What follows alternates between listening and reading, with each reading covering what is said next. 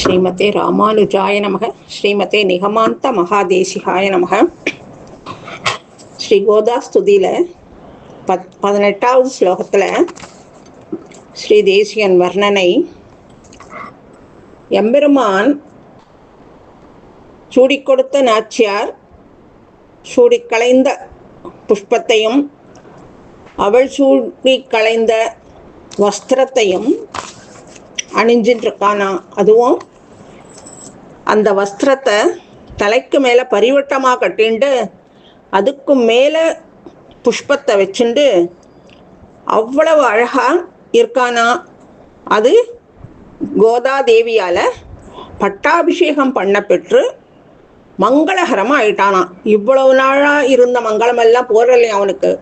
கோதாதேவி பட்டாபிஷேகம் பண்ணினதும் மங்களகரமாக ஆயிட்டானா. அதனால தான் நம்மளாம் போய் இப்போ எம்பெருமான பிரார்த்தனை பண்ணினாலும் கோதாநாச்சியாரால் மங்களகரமானவன் நமக்கு மங்களத்தை கொடுத்துட்டுருக்கான் அப்படின்னு போன ஸ்லோகத்தில் வர்ணிச்சார். இப்போ அடுத்தது 19வது ஸ்லோகம். அற்புதமான மனத்தை பெற்றிருக்காராம் இப்போதான் பெருமாள். அது எப்படின்னா, துங்கைர் அக்ருத்ரிமகிரஸ்வயமுத்தமாங்கைஹி யம் சர்வகந்தைதி சாதரம் உத்வஹந்தி ஆமோதம் அன்யமதிகச்சதி மாலிகாபிஹி சோபித்வதீய குடிலாளகவாசிதாபிஹி. அதாவது துங்கைர் அப்படிங்கிறார், உயர்ந்ததான, அதுவும் என்ன உயர்ந்ததான, இந்த உலகத்திலேயே இல்லாத உயர்ந்ததானது, யாராலையும் இயற்றப்படாதது, அப்படி உயர்ந்ததான வேதங்கள். அந்த வேதங்கள் எப்படின்னா எம்பெருமானோட மூச்சுக்காத்திலிருந்து வந்தது வேதங்கள். அதனால யாராலையும் இயற்றப்படாததுனால அதை அபௌருஷேயம் அப்படின்னு சொல்லுவா. அப்படி அபௌருஷேயமான அந்த வேதங்கள் திருமறைகள் அப்படின்னும் சொல்லுவோம். அப்பேற்பட்ட அந்த வேதங்கள் நித்தியமானதும் கூட. ஏன்னா எம்பெருமானோட மூச்சு காத்துலேருந்து வந்ததுனால அது அழியவே அழியாது, நித்தியமானது. எப்படி எம்பெருமான் நித்தியமானவனோ அதே மாதிரி அதுவும் நித்தியமானது. அப்பேற்பட்ட அந்த உயர்ந்ததான வேதங்கள் உபனிஷத்துக்களுடைய வேதங்களுடைய தலையில உபனிஷத்துகள் இருக்கு. அப்படின்னா அந்த வேதங்கள் எவ்வளவு பெருமை வாய்ந்தது. அப்பேற்பட்ட வேதங்கள் எம்பெருமான புகழர்தான். எப்படி இந்த உலகத்திலேயே இல்லாத எல்லா விதமான நறுமணங்களும் நிறைய பெற்றவன் எம்பெருமான். ஏன்னா அவன் நித்தியமானவன், பரமபதத்துல இருக்கிறவன். அதனால அவனுடைய ஸ்திதி எல்லாமே நித்தியமானது. அதே மாதிரி இந்த உலகத்துல இல்லாத அப்ராக்கிருதமான குணங்கள் பெற்றவனாக இருக்கிறதுனால அப்படி அப்ராக்கிருதமான நறுமணங்கள் நிறைந்தவன் அந்த எம்பெருமான். இப்படி வேதங்களும் புகழறது அவனை.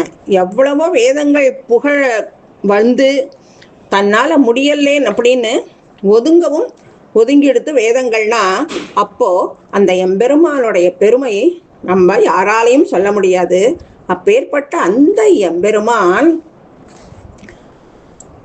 இந்த தாயார் சூடின்னு இருக்காளோ இல்லையோ மலர், அவளுடைய கூந்தலே சுருட்டையா அவ்வளவு இயற்கையான நறுமணத்தோட இருக்கு.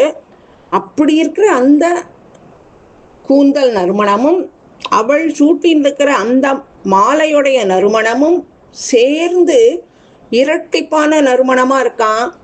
அப்பேற்பட்ட அந்த மாலைகளை சூடிண்டு எம்பெருமான் தனக்கிட்ட இருக்கிற நறுமணத்தையும் மீறி ஒரு பேரானந்தமான நறுமணம் அந்த மாலையிலிருந்து வரத போட்டுண்டு அப்படி அளவில்லாத சந்தோஷமா இருக்கானா. அவ்வளவு பெருமையோட அந்த பேரானந்தத்தில் மூழ்கி இருக்கானா எம்பெருமான். அப்படி இருக்கிறதுக்கு இந்த தாயார் கோதாதேவி வேயர் பயந்த விளக்கு சூடிக்கலைந்த மாலையினோட பெருமை அது. அப்படி அளவு சொல்ல முடியாத அளவுக்கு அவளுடைய சூடிக்கலைந்த மாலைக்கு அவ்வளவு பெருமை அப்படின்னுட்டு சொல்றார்.